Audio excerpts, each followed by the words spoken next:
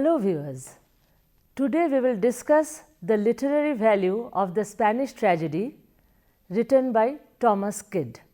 First, let us discuss the importance of this drama in the literature of England. The Spanish tragedy is of immense importance because this is the first extant Elizabethan classic that has come down to us.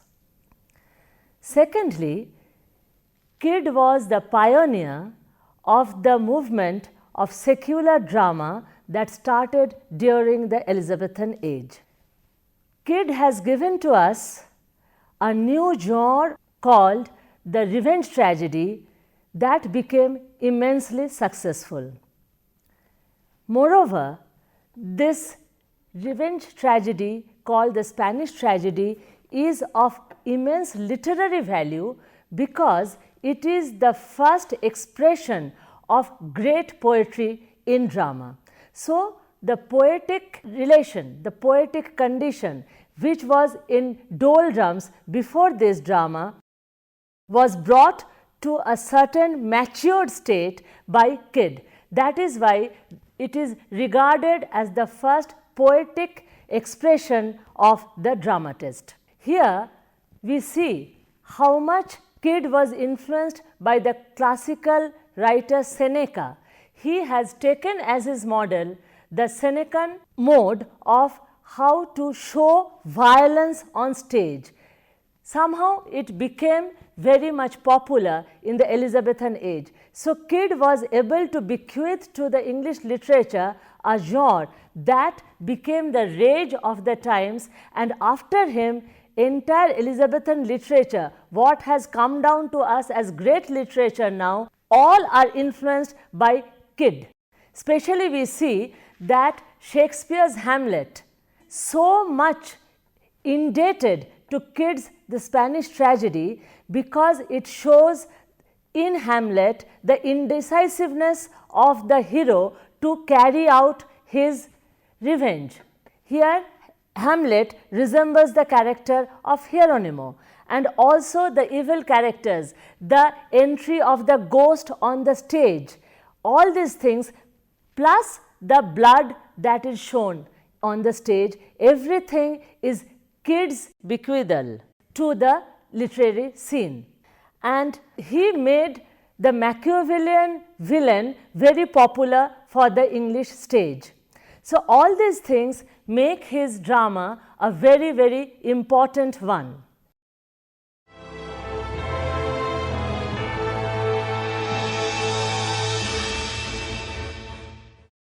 Now, we will discuss the four major themes that has been used in this drama. First, we take up the theme of revenge and justice. We find that the hero of the play is a judge. So, immediately when he takes revenge, this two parts, justice and revenge, they become interactive. Hieronymo quotes a biblical verse, "Vengeance is mine, I shall repay, saith the Lord." So, this exactly represents the official version of how revenge is to be seen in Elizabethan times. So, it shows the Christian viewpoint, but it is silent on the matter of justice. So, when Hieronymo finds that his son is unnecessarily killed and the murderers actually escape, he does not find any justice in that. So, he asks God how to handle this. Then when he sees that Bel Imperia is ready to help him in taking revenge, he understands that he is acting on God's behalf. Bel Imperia's help comes to him as a message from heaven that it is God's will. So, then Hieronymo becomes an instrument in the hand of God to carry out God's will, and then he is not usurping the role of God. So, like that, revenge and justice has been used in this play. Now, we take up the second theme, that is revenge and love. Revenge is used in this play also in relation to love. We find that Belle Imperia wants to take revenge on the murderer of Andrea, which means Balthazar, because she was in love with Andrea. Then her love for Horatio also leads her to take revenge against Balthazar. On the other side, we see that Balthazar wants to take revenge on Horatio because he loves Belle Imperia. So, like that, the connection is made, and Hieronimo and Belle Imperia, they actually explicitly relate the two when they decide that not taking revenge against the wrongs done to a loved one actually means lack of love. So, vengeance becomes the expression of showing that you love the lost one. That is another reason why Andrea's desire for revenge is justified. He also wants to be remembered by those friends who loved him, and he does not want them to forget his unlawful death. Like that, revenge and love has been interposed in this drama.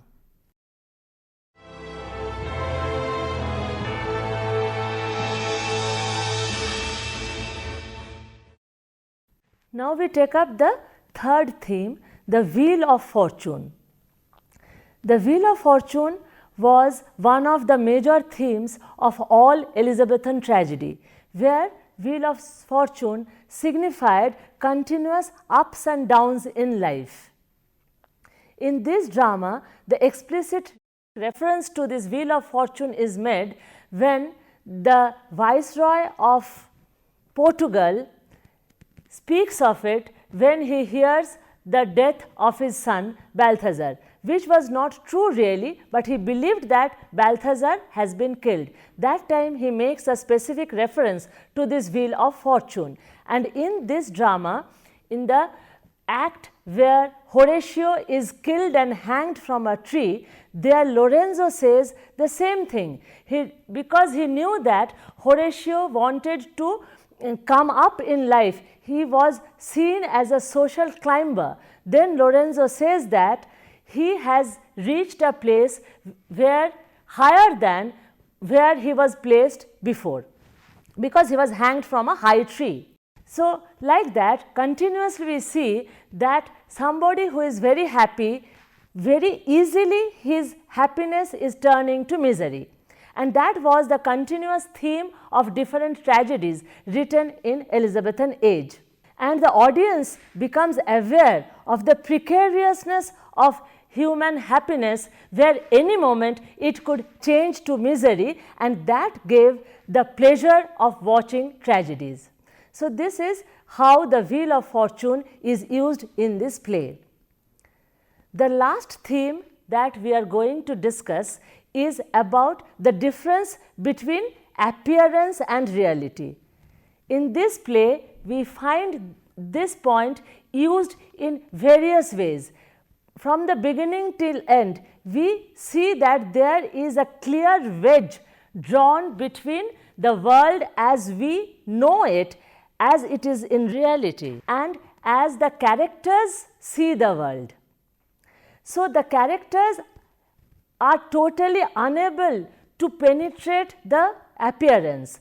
So, in the first act itself, this Horatio and Belle Imperia, they think that Horatio's father's garden is a very safe place. Belle Imperia was abducted and Horatio was killed there. Then Belle Imperia thinks that her servant Pedringano is a faithful servant, but he was not. He is the one who actually backstabs her. So, like that, people are unable to see through the reality. Again and again this is shown. This Lorenzo, although he was so much intelligent, he was unable to see Hieronimo's mind. So, he very gullibly was ready to take part in the drama where he did not know that he would be killed. And also it is used in another very potent scene where Pedringano thinks that in the box his pardon letter is there, which was actually empty. So, again and again this theme of appearance versus reality is handled very greatly by Kidd.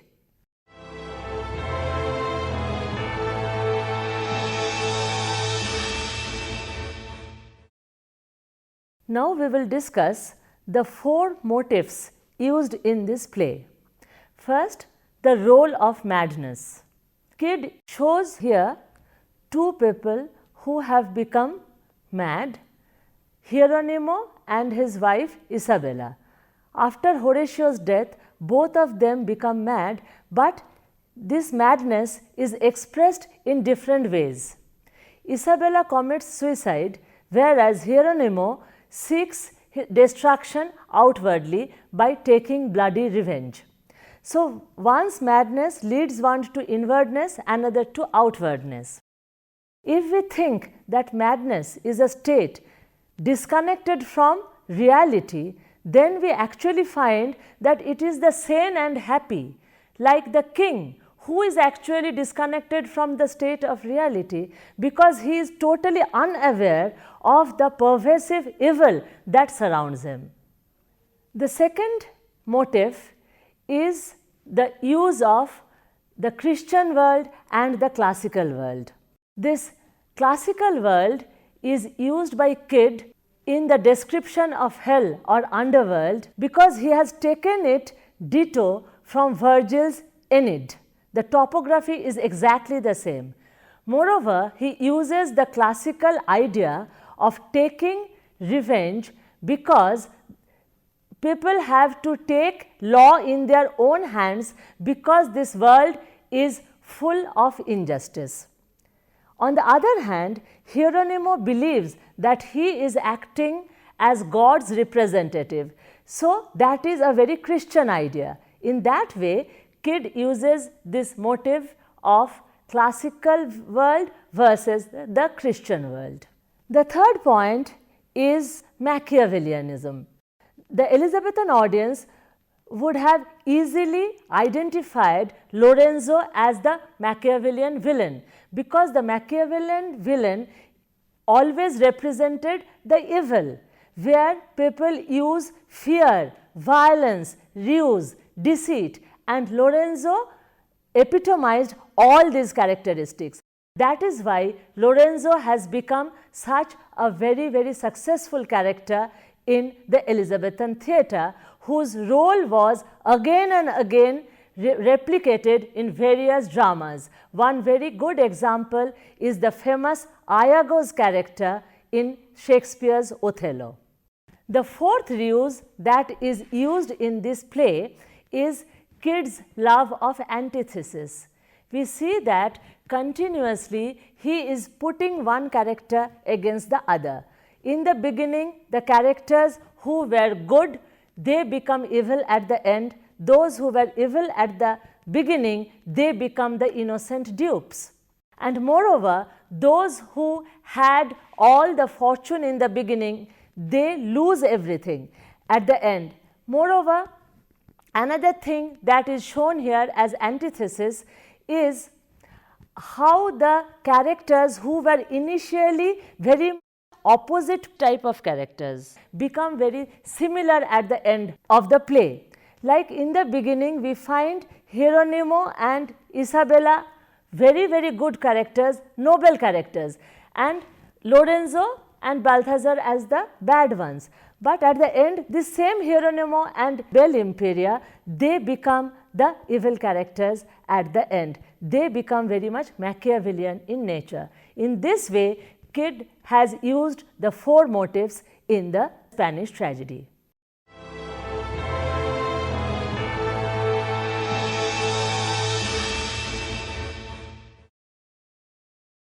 In this play, Kidd uses to great effect the symbol of the bloody handkerchief. The handkerchief in the beginning of the play is a symbol of love and memory. Then it changes to a symbol of the desire for revenge, and then it changes to take revenge, and then at the end of the play it becomes the symbol of annihilation and thereby erasure of memory. At the beginning of the play, we hear that Andrea has been given a handkerchief by Belle Imperia so that she can remember his lady love. Then when he is killed in the war, his friend Horatio takes that handkerchief out from his pocket, and then it becomes the symbol of memory of a dead friend. When he brings the handkerchief to Belle Imperia, then it becomes a symbol of a lost loved one and the desire to revenge the killer of Andrea. And then we find that this becomes the symbol of revenge also, because Horatio's death leads Belle Imperia to want to get revenge against Balthazar because he was the killer of both her lovers. And at the end of the play, this same handkerchief becomes the symbol of both love and revenge, because Hieronimo wants to take revenge with his son's murderers. At the end of the play, we find that this same handkerchief becomes the symbol of annihilation and death and erasure of memory, because Hieronimo shows the audience this handkerchief and then runs off to commit suicide, thereby erasing all painful memory. This is how the symbol of bloody handkerchief has been used to great effect by Kyd in this play.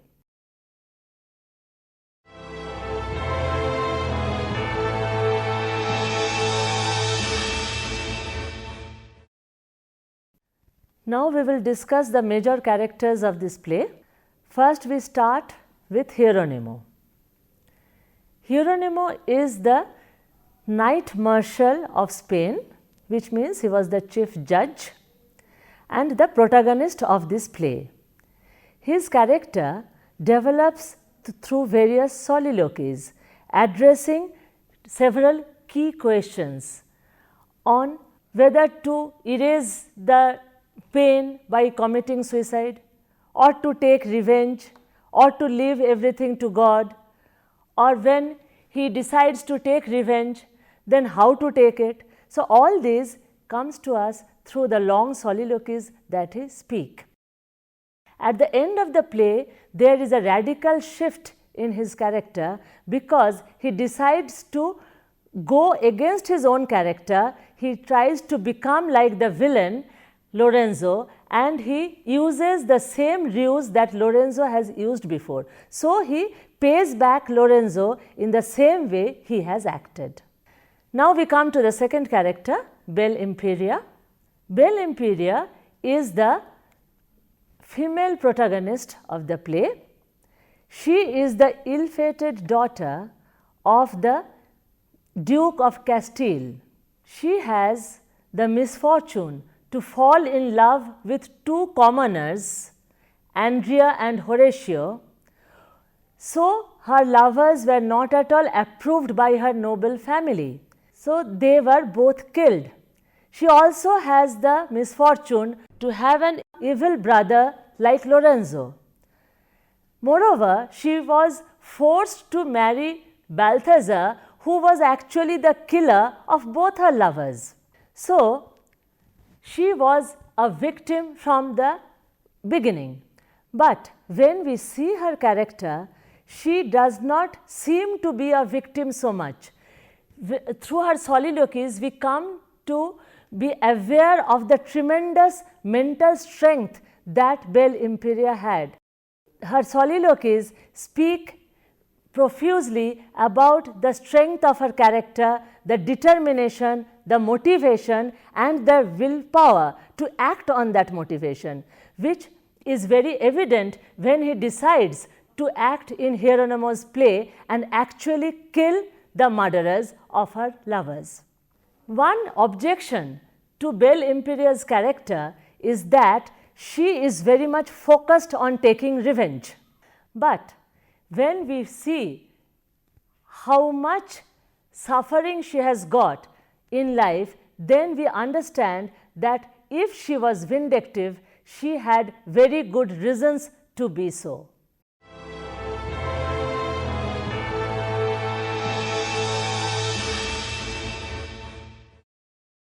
Lorenzo is the chief antagonist of this play.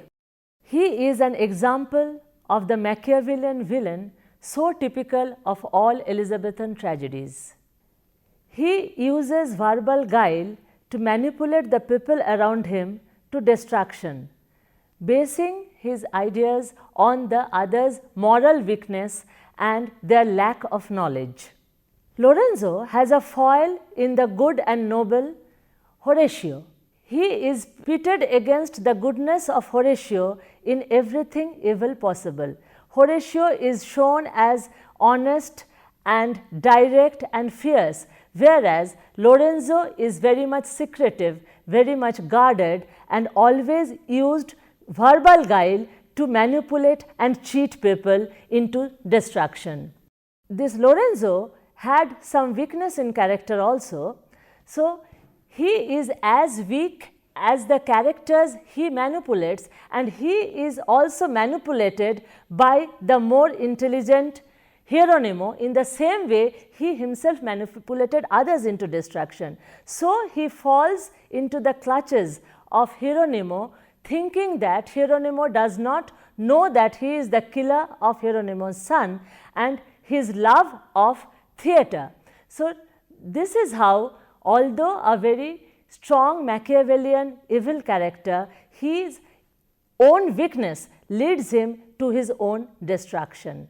And he became the inspiration of many later evil characters of the Elizabethan drama. One very glaring example is the character of Iago in Shakespeare's Othello. Horatio is the proud and promising son of Hieronimo. He is initially shown to be the hero of the drama, but quite early in the drama he is killed off. He is shown as a very direct, brave and honest character. His goodness in character, his loyalty, all these points are shown in his action towards Andrea, his friend. It was he who gave the funeral rites to Andrea so that the ghost of Andrea gets entry into the underworld. Also, he captures the killer of Andrea, Balthazar, thereby getting hold of the dead body of Andrea. And again, his love for Belle Imperia is also shown as very noble. The nobles in this drama see him as a social climber, but he was actually very direct and honest. And he is such a brave person that although Lorenzo was of a much higher stature socially than him, he does not defer at all, and he puts up his case of capturing Balthazar in front of the king without any fear. So, Horatio is shown as totally honest and very positive character in this play. Last, we will come to the character of Balthazar. Balthazar was the Prince of Portugal, the son of the Portugal Viceroy. Initially, we think that he is a very villainous character, but he was not like that. His love for Belle Imperia leads him to become a villain. From the beginning, he was very proud and hot-headed, and this hot-headedness makes him come under the clutches of the dishonest Lorenzo, and when he kills Horatio, that makes him the villain. Also, again and again, he is called as valiant by the king and others. Of course, he has killed Andrea in a very loyal war, but he killed him with the help of others. So, it is not so clear why he is again and again referred to as the valiant prince. But initially he is shown as a good person, only his love for Belle Imperia and the friendship with Lorenzo makes him a villain.